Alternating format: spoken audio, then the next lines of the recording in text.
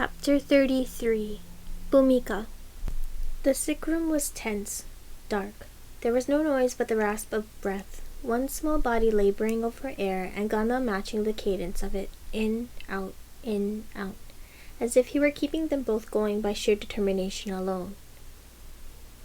Ghana, Bhumika said, and she entered the room quietly. Kritika's just been. That was Ganam's low voice. She doesn't know what to think. She doesn't want to admit it to me, but I know her. I saw it in her face. How is he? Bhumika asked. She was not far from the bed now. There was a blanket over Rook's body, but he managed to kick it aside, or it had been shifted, and Bhumika could see one bare foot, one thin ankle, vulnerable lime green. He's sick, Ganam said in a low voice. He was sitting by Rook's bed. He said Ashok did something to him before he stopped talking again. Rook was unconscious. There were new veins of green at his throat. The rot had spread further up upon it, reached its tendrils through his blood, his organs. Priya would be heartbroken. Bhumika touched her fingertips to that ankle. The boy didn't even twitch, but he was warm, still, and the realization brought a lump to Bhumika's throat. Rook. Her daughter. Her daughter. The fear was constant inside her. The vice of it was only tightening, with every single thing the Aksa did. I'll return, she said softly. Ganam said nothing as she departed, his eyes still fixed on Rook. She didn't seek out Ashok. She didn't have to. Everywhere she went she felt him like a shadow, and sure enough when she walked into the orchard, beneath canopies of leaves laden with strangeness, the rot that watched her with the Yaksa's terrible sentience, he followed her. Ashok found her with her palm against a great tree that was split through the trunk by fleshy wounds. She didn't want to look at him. What did you do to him? Bhumika asked. Ashok, what did you do to Rook? He is still alive? Yes, he is still alive. She turned. Were you trying to kill him? Ashok said nothing, and Bhumika wanted to scream. But she did not. It wasn't her way. She drew her strength around her and looked at him, simply looked at the strangely distant, lost expression on his face, the way the earth had grown new things at his feet, flowers, buds, grasping him with green hands. The brother I remember was often cruel, Bhumika said levelly. Often a fool. I was never a fool. He sounded offended. Often, Bhumika repeated, stressing the word with all the anger in her, even as she felt a rush of thankfulness that he was still in there, still sharp, still difficult, still unwilling to bend to her over even the smallest things. But he never destroyed needlessly. He always convinced himself there was need for the cruelty he inflicted. He excused himself. So what is your excuse, Ashok? What were you trying to do? I was not trying to hurt him, Ashok said distantly. I gave him a gift. What gift? Ask him what he knows, said Ashok. I gave him wisdom. He's a child. The Yaksa have always understood the value of children, Ashok replied. And Bhumika did not flinch, did not think of her daughter. He did not even seem to realize the barb had landed. He was still talking, all swift, stumbling words. They hollow everything, Ashok said. They hollow the world. The trees, the plants, the people. They don't know what they're doing, Bhumika. They're ripping everything apart, changing everything, so that they may survive and win. What are they? Not the spirits she'd worshipped, surely. Not this. Ashok, what are you? I don't know, he said. He sounded bewildered. She had never heard him sound like that, and it made her stomach lurch. You are not my brother. This is not my brother. You are my brother, she said firmly. You are. But what else? Her hands tightened on his arms. You must tell me. They have Ahiranya.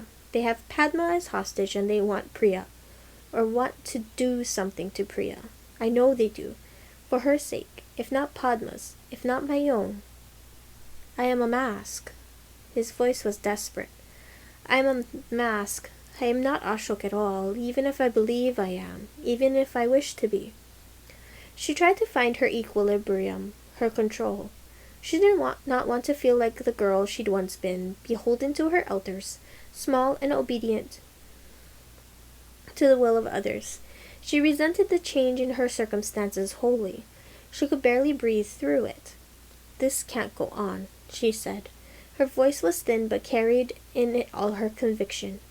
"Ashok, if you are yourself, even a shadow of what you once were, will you truly harm your own for no purpose, not even the glorious future you once hungered for? Will you allow the rot to take Ahiranya wholly?" "Bhumika." It was not Ashok who spoke.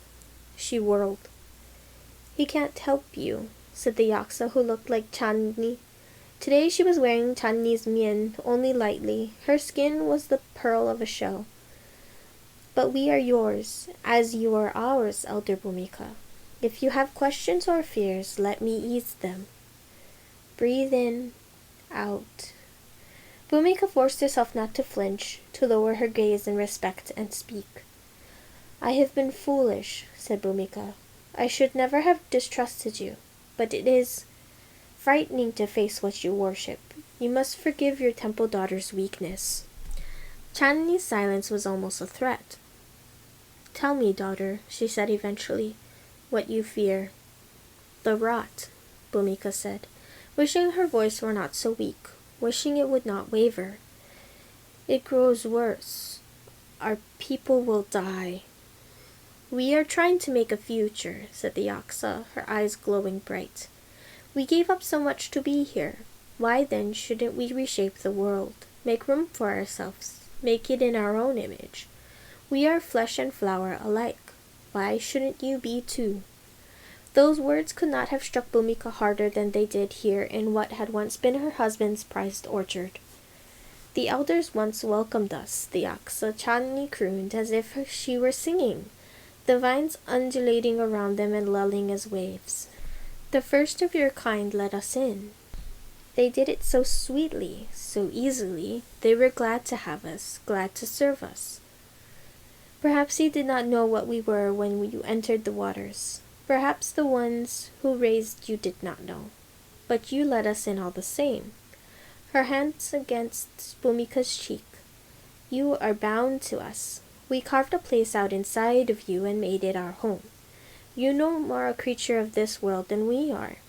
Bhumika wanted to scream. Her skin crawled with revulsion, but she remained still, allowing the touch on her face. "And what is our purpose?" Bhumika asked. "You must understand, Yaksa. As children we were taught that our purpose was to venerate you, encourage your worship, and remember you for the glory you gave Ahiranya, and for the sacrifice of your deaths. But you are here now, and I think perhaps you seek more than worship from me." "Worship never goes amiss," the Yaksa said lightly, smiling with Chandni's mouth, with Chandni's eyes that crinkled up at the corners. "But no, it is not worship we seek from you. We have the same purpose your ancient elders had when we first came to the shores of your world, and made them into more than the mortals they were." The Yaksa leaned closer. "War, Elder Bhumika.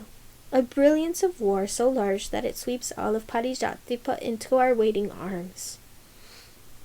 "You are reshaping the world," Bhumika said, keeping her voice deferential.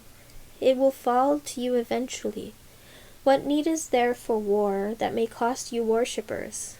Or end your time on this world as it did in the Age of Flowers," Bhumika thought. She knew better than to say it. You did not confront a powerful man with his failures. And for all they were spirits, gods, they wielded power with a very human cruelty indeed. "Necessity," the Yaksa said simply. Bhumika thought she would say more. But then the Yaksa sighed, a sound like a susurration of leaves, and said, "There are natural laws that must be obeyed." Natural laws. That meant nothing. The Yaksa was hiding something from her. She could feel it. She nodded. "I understand, Yaksa," she lied. Bhumika knew the pain of being conquered. She knew what it felt like to have your history, your culture, your pride erased by increments. She had thought all this past year that she and Priya and the mask keepers had been rebuilding, bit by bit, returning Ahiranya back to itself. But the country they had been building, sewn together by fragile threads, was no more than a shroud of an old beast. She had duty to protect the people of this land. She had always tried to do so in small ways and large, but she was so tired, and the Yaksa before her smiled and smiled as if she had learned smiling from a tail. "What do you need from me? How may I serve?" "A feast," Chandni said. "Your Yaksa desire a feast to celebrate our return, that all the highborn of our land must attend." Bhumika inclined her head, her stomach stone. "A feast," she repeated. "It will be done."